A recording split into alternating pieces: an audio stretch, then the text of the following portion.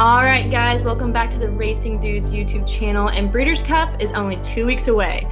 So that means it is time to start looking for some prices in these races. And if you came away with anything from Breeders' Cup 2021, that is anything is possible. So today I'm going to go over my top 3 long shots in this year's Breeders' Cup races. And what I'm considering a long shot is based off the early odds that DRF has posted that are 10 to 1 or greater.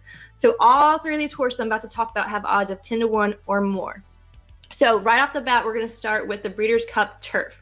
There are about 10 to 13 possible entries in this race right now. A few from Europe. Of course, you have the Appleby horses. You have the O'Brien horses. They're sending in their best turf races, the best turf horses for these races, because it has been found that European horses are a lot better than American horses on the turf in most situations. There are a few American horses in here as well, but my long shot pick in this race is going to be last year's runner-up with Broom.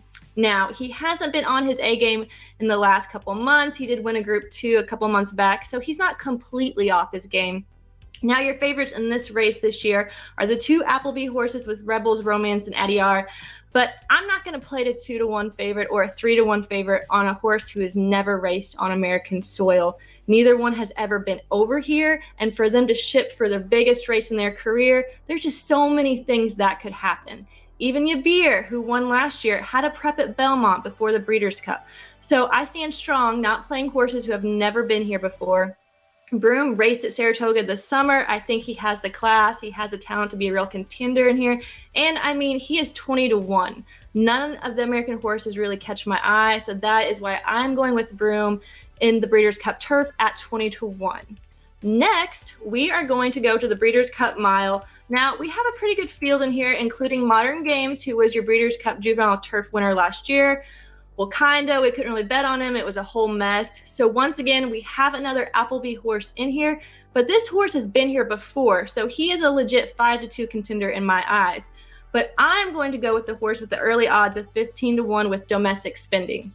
He's been off for 14 months. I understand that, but when he was racing, he was the best of the best. He is 6 for 8 lifetime and has gone 2 for 2 at a mile. He was 4 to 1 odds last year for the Breeders' Cup Turf, but was scratched 2 days prior due to a suspensory issue. He's been aiming at the Breeders' Cup since this summer. He just had to work out Keeneland last weekend and breezed 5 furlongs in 1 minute and 1 second.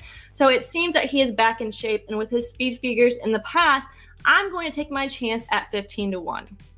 Now, lastly, we are going to go to the Filly and Mare Sprint, which is one of my favorite races, minus the distaff.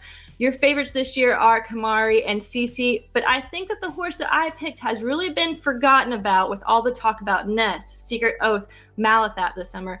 Well, guess what? All of those horses are not in this race. They're all in the distaff. And this horse that I'm picking is Echo Zulu. She is all by herself with all these older mares in this race. Do I need to mention that this horse has gone 7 for 8 lifetime? Her only loss was in the Oaks, where she got 4th behind Secret Oath and Nest. She has never, ever been beaten at a 1-turn, whether it's with 5.5 furlongs up to a mile.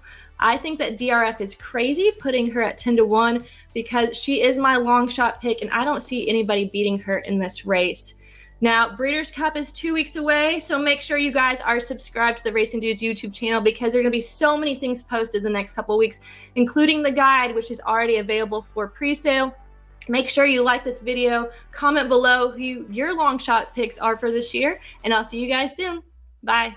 RacingDudes.com is your home for the best betting tips and coverage for the 2022 Breeders' Cup. Our wagering guides have cash for thousands. You cannot miss our 2022 Inside Track wagering guide to the Breeders' Cup. So hurry up and subscribe, then go to RacingDudes.com, check out the free picks for every race, every track across the country, and the Inside Track to the Breeders' Cup wagering guide available soon.